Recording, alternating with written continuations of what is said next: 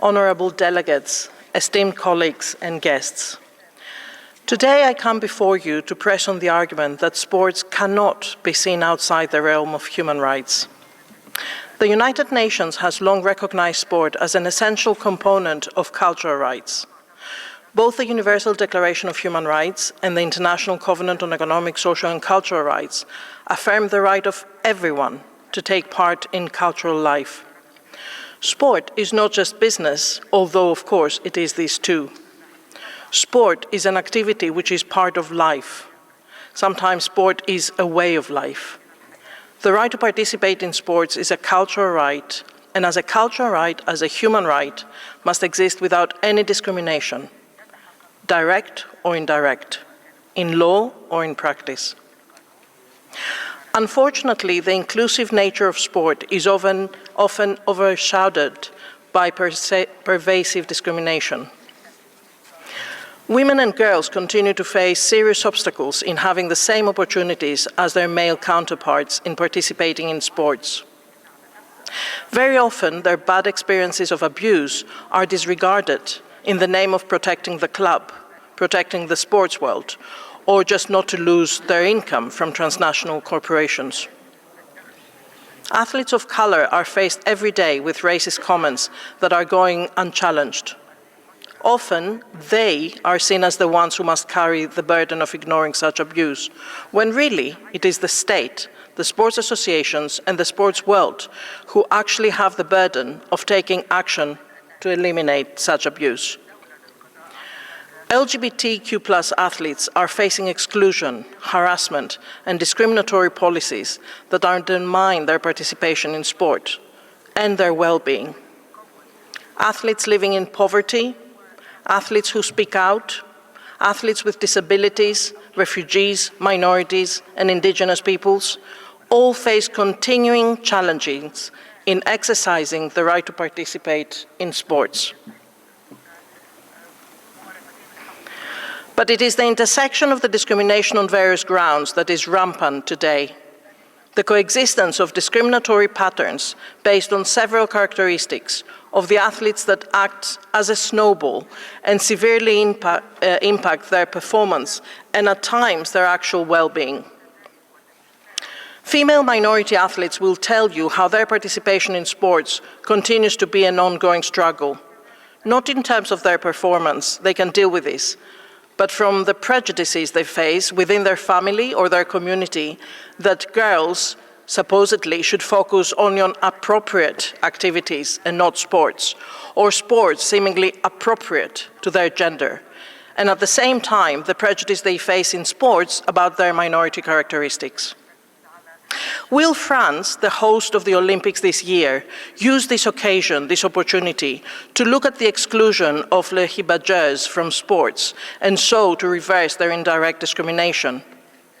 I applaud pragmatic approaches, but this is a human rights issue of indirect discrimination and should be treated as such.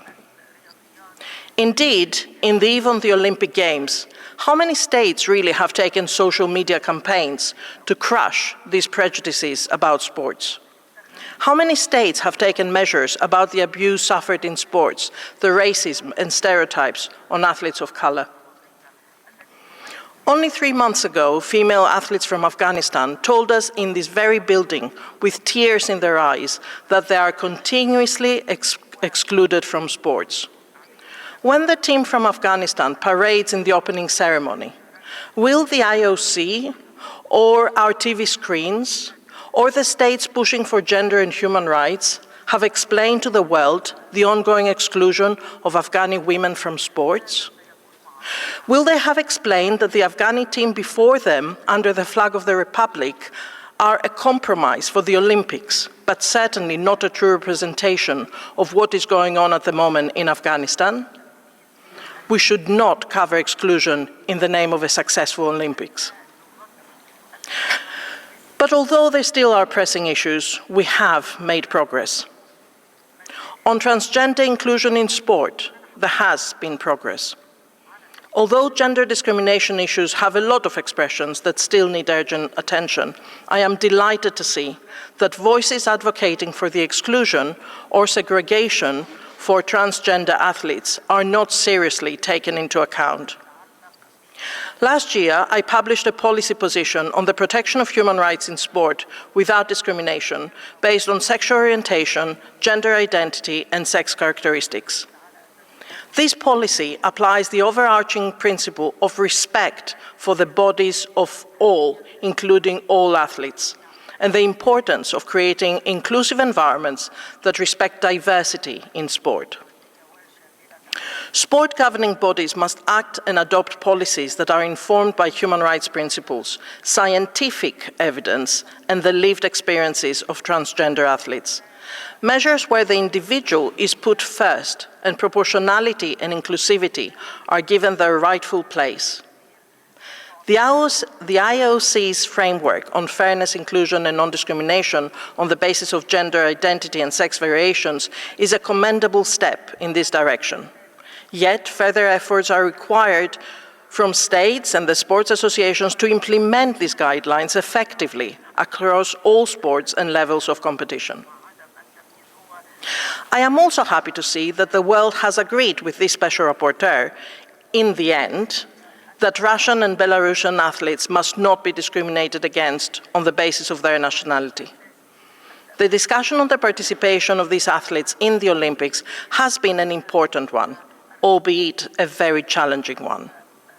It has highlighted the importance of separating the actions of the state to the conduct of individuals. It has highlighted that non-discrimination applies to all, not only the athletes coming from contexts we respect. I applaud the IOC for its policy, allowing athletes to compete as individual neutral athletes, and encourage the application of this non-discrimination standard to all athletes, without regard for their nationality. Athletes from countries in conflict should not be collectively punished for the actions of their governments. Instead, individual assessments based on fair criteria should guide their participation.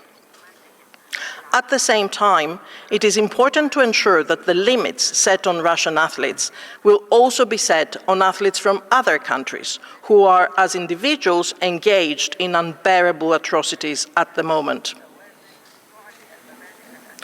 Dear all, discrimination is prohibited in all its forms, whenever and wherever it is found. It is not a matter of resources.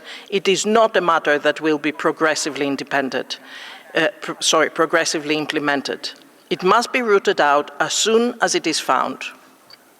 So I encourage sports associations and governing bodies to adopt and rigorously implement policies that eliminate discrimination, to ensure that athletes participate safely in sport, that any restrictions take individual circumstances into account, and that clear and accessible and real remedies exist for athletes speaking out. There must be proactive measures to apply a trauma-informed approach to safeguarding athletes. I also encourage states to take positive action to combat hate speech, prejudice, and intersectional discrimination towards anyone who wants to participate in sports. Let's have more campaigns in the media, in public spaces, in the pitches, and in stadiums. Finally, I applaud the focus of the UN on sports and human rights recently, but we need more. We need the human rights approach to become central in issues of sports, more reports, more monitoring of states' obligations in this field by UN bodies. Let us use the 2024 Olympics for renewed commitment to take action to reverse the culture of silence or inaction when faced with exclusion of individuals from sports. Let's make our voices heard that the Olympic Games and all sporting arenas must be beacons of inclusivity, tolerance, and dignity. I thank you.